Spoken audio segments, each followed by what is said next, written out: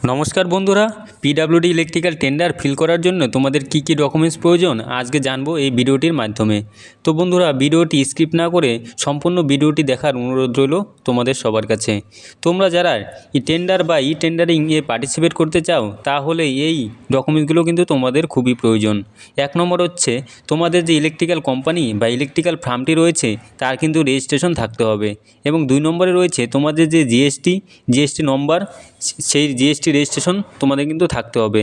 এবং 3 নম্বরে তোমাদের যে পি ট্যাক্স বা প্রফেশনাল ট্যাক্স সার্টিফিকেটটি রয়েছে সেটা কিন্তু তোমাদের লাগবে। এবং 4 নম্বরে রয়েছে প্যান কার্ড কিন্তু তোমাদের থাকতে হবে। যদি তোমাদের কোম্পানি হয়ে থাকে তাহলে কোম্পানির নামে, এবং যদি প্রোপ্রাইটারশিপ ফার্ম হয়ে থাকে তাহলে তোমাদের যে পার্সোনাল প্যান কার্ড থাকলেও হবে। এবং 5 নম্বরে রয়েছে তোমার আইটিআর বা ইনকাম ট্যাক্স রিটার্ন সার্টিফিকেট তোমাদের কিন্তু থাকতে হবে। এবং 6 নম্বরে রয়েছে যে কন্ট্রাক্টর লাইসেন্স থাকতে হবে। যদি কন্ট্রাক্টর লাইসেন্স না থাকে তাহলে কিন্তু তোমরা যে টেন্ডারের জন্য বা ই টেন্ডারিং তোমরা কিন্তু ফিল করতে পারবে না। এবং 7 নম্বরে রয়েছে ডিএসসি বা ডিজিটাল সিগনেচার, সেটা কিন্তু তোমাদের থাকতে হবে, না হলে ই টেন্ডারে ফিল করতে তোমরা পারবে না। এবং 8 নম্বরে রয়েছে ওয়ার্ক কমপ্লিশন সার্টিফিকেট, সেটা কিন্তু তোমাদের থাকতে হবে। যদি নতুন ফার্ম বা কোম্পানি হয়ে থাকে তাহলে ছোট ছোট মেনটেনেন্সের কাজে তোমরা কিন্তু ফিল করতে পারবে।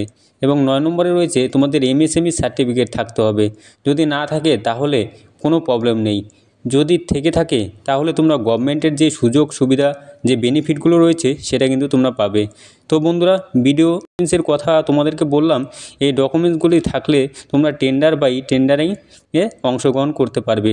এরপর আরও রয়েছে ইএমডি, সিকিউরিটি ডিপোজিট, এবং টেকনিক্যাল বিড ও ফাইন্যান্সিয়াল বিড, আরও অনেক কিছু। তো তোমরা যদি এই সব ভিডিও জানতে চাও তাহলে অবশ্যই কমেন্ট করে জানাবে। আর যদি এই ভিডিওটি তোমাদের ভালো রেসপন্স পাই তাহলে এই ধরনের ভিডিও আরও বানাবো তোমাদের জন্য। তো বন্ধুরা, ভিডিওটি কেমন লাগলো কমেন্ট করে অবশ্যই জানাবে। ভালো লাগলে লাইক কমেন্ট শেয়ার অবশ্যই করবে, এবং চ্যানেল নতুন হয়ে থাকলে চ্যানেলটি অবশ্যই সাবস্ক্রাইব করবে এই ধরনের ইনফরমেটিভ ভিডিও দেখার জন্য। তোমাদের অনেক অনেক ধন্যবাদ।